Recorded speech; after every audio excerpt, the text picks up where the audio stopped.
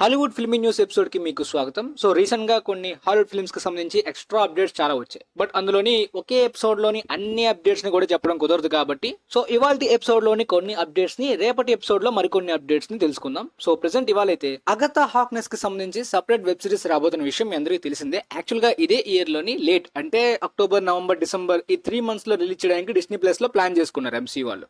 అగతా dark whole diaries అనే title ని పెట్టుకున్నారు ఈ సిరీస్ కి. కాకపోతే ఇప్పుడు సింపుల్ గా డార్క్ హోల్ డైరీస్ ని తీసేసి అగతా అని చెప్పి ఆ సింపుల్ నేమ్ ని పెట్టుకున్నారు. టైటిల్ అయితే మార్చడం జరిగింది. మొత్తంగా సీజన్ 1 లోనే 9 ఎపిసోడ్స్ ఉంటాయంట మరి. ఇక ఆ తర్వాత your friendly neighbourhood spider man అనే యానిమేటెడ్ సిరీస్ కూడా ఈ డిస్నీ ప్లస్ లో రాబోతుంది. దానికి సంబంధించిన అఫీషియల్ టైటిల్ లోగో అయితే మాత్రం నిన్ననే రివీల్ అయిందనమాట. సో ఈ సిరీస్ కూడా నవంబర్ లో రిలీజ్ చేయడానికి ప్లానింగ్. ఇలా ఈ ఎండింగ్ కి అక్టోబర్, నవంబర్, డిసెంబర్ లేట్ అంటే ఫాల్ టైమ్ లో ప్లాన్ చేసుకున్న సిరీస్ ఎప్పుడు కూడా కరెక్ట్ గా వస్తుందో ఎగ్జాక్ట్ గానీ చెప్పలేము. ఎందుకంటే లాస్ట్ టైమ్ లో పోస్ట్ పోన్ అవ్వచ్చు నెక్స్ట్ ఇయర్ కి. ఇక ఆ తర్వాత Avatar the last air Bender అనే యానిమేటెడ్ సిరీస్ కి నెట్ఫ్లిక్స్ లైవ్ యాక్షన్ అడాప్టేషన్ గురించి మీ అందరికి తెలిసిందే. దాని గురించి రివ్యూ కూడా ఛానల్లోనే అప్లోడ్ చేశాను. పోతే ఇప్పుడు ఇదైతే మాత్రం నెట్ఫ్లిక్స్ లో మనకు తెలిసిందే ఒక హైప్ తోటి ఒక పెద్దగా అయితే మాత్రం వచ్చింది అనుకోండి సిరీస్ గానీ మూవీ గానీ. ఆ హైప్ కి తగ్గట్టు వ్యూయర్షిప్ గట్టిగా వచ్చేస్తుంది. నెట్ఫ్లిక్స్ ఇదే ఒక సక్సెస్ఫుల్ గా కన్సిడరేషన్ చేసుకుని దానికి సంబంధించి అప్కమింగ్ సీజన్స్ ప్లాన్ చేస్తుంది. నిజంగా చెప్పాలంటే సీజన్స్ తీయాలి. అప్కమింగ్ సీజన్స్ అనేవి తీసేలాంటి విధమైన కంటిన్యూషన్ అయితే ఉంది స్టోరీలో.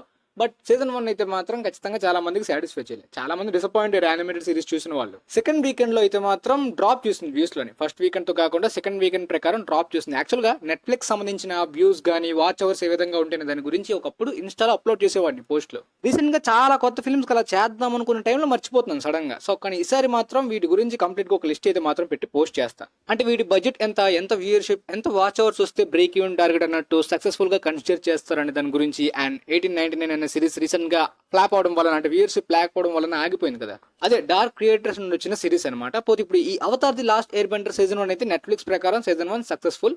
ఒక సీజన్ 2, సీజన్ 3 కి సంబంధించిన అనౌన్స్మెంట్ చేశారు. యాంగ్స్ జర్నీ కంటిన్యూస్ అని చెప్పి 3 లోగోలు రివీల్ చేశారు. అది సీజన్ 2, సీజన్ 3 కి సంబంధించి. సో మనకి ఆ లోగోస్ బట్టి క్లారిటీగా అర్థమైపోతుంది సీజన్ 3 లోని ఫైర్ బెండర్స్ ని యాంగ్ ఎదుర్కోబోతున్నాడని.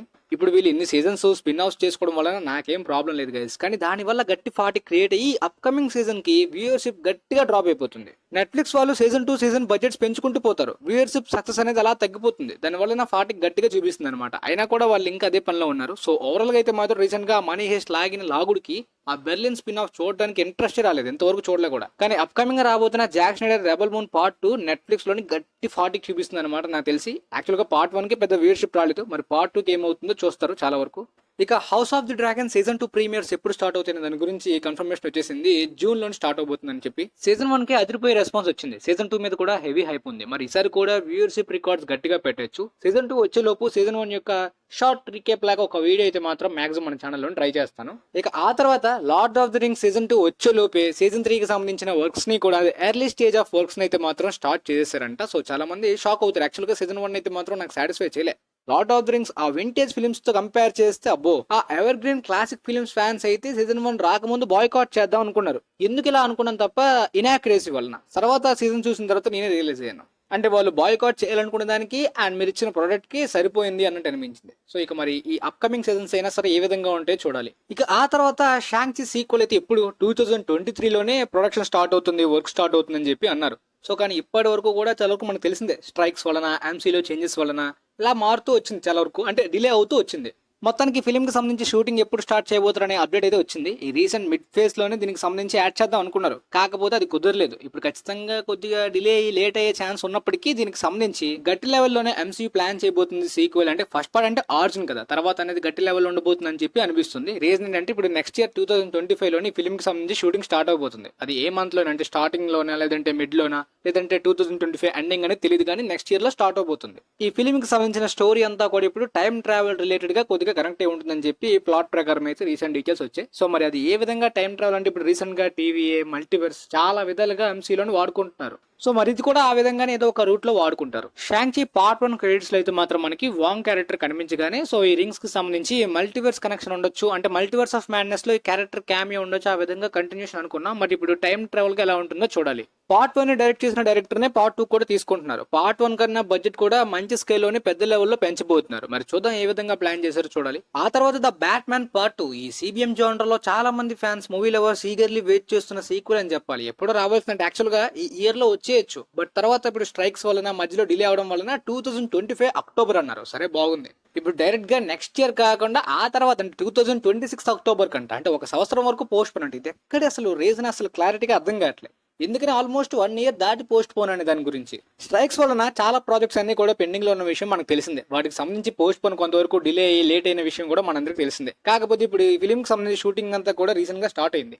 బట్ ఇప్పుడు స్క్రీన్ ప్లే డెవలప్మెంట్ అనేది ఇంకా కంప్లీట్ కాలేదన్నమాట. అంటే ఫిల్మ్ కి సంబంధించి స్క్రీన్ ప్లే రైటింగ్. బట్ ఇప్పటికే పార్ట్ 1 తర్వాత పార్ట్ 2 కి చాలా డిలే గ్యాప్ అయిపోతుంది అనుకున్న టైంలో ఇప్పుడు సడన్ గా ఏంటి స్క్రీన్ ప్లే అనేది కంప్లీట్ గా వర్క్ కాలేదు. దానికి చాలా టైం తీసుకుంటుంది ప్రాసెస్ అంతా కూడా. సో ఖచ్చితంగా అది 1 ఇయర్ డిలే అవడానికి మధ్యలో షూటింగ్ కి వీడికి చాలా వరకు టైం ఎక్స్ట్రాగా అవుతుంది. అందువల్లనే డైరెక్ట్ గా 2026 అక్టోబర్ రిలీజ్ కి ప్లాన్ చేసుకున్నారు. యాక్చువల్ గా ఇది ఒక నార్మల్ ట్రయాలజీ అనుకోండి. దానికి తగ్గట్టే ఇప్పుడు మ్యాట్రియోస్ గారు రాసుకునే వాళ్ళు రెడీ చేసుకునే వాళ్ళు. కాకపోతే దీన్ని ఒక షేర్డ్ సినిమాటిక్ యూనివర్స్ గా వెబ్ సిరీస్ ని సెపరేట్ గా అన్ని ప్లాన్ చేసుకున్నారు కదా. సో అందులో కూడా ఒక వెబ్ సిరీస్ ని మొదట అనౌన్స్ చేసి ప్లాన్ చేసుకుంటారు. దాని తర్వాత దాన్ని మార్చి ఇంకొక టైటిల్ పెట్టడం, ఇంకొక స్టోరీ పెట్టడం. సో ఇలాంటి చేంజెస్ కూడా జరుగుతున్నాయి. దాంతో పాటు ద బ్యాట్‌మ్యాన్ పార్ట్ 2 లో కూడా ముందు ఒక విలన్ క్యారెక్టర్, ఆ తర్వాత మరొక విలన్ క్యారెక్టర్, ఆ తర్వాత పార్ట్ 1 లో చూపించిన హింట్స్ కి సంబంధించి కనెక్షన్ కూడా. సో ఇలాంటి చేంజెస్ కూడా జరుగుతున్నాయి కాబట్టి మనకి ఎగ్జాక్ట్ గా తెలియదు మరి ఏం రాస్తున్నారు స్క్రీన్ ప్లే డెవలప్మెంట్ లో అనే దాని గురించి.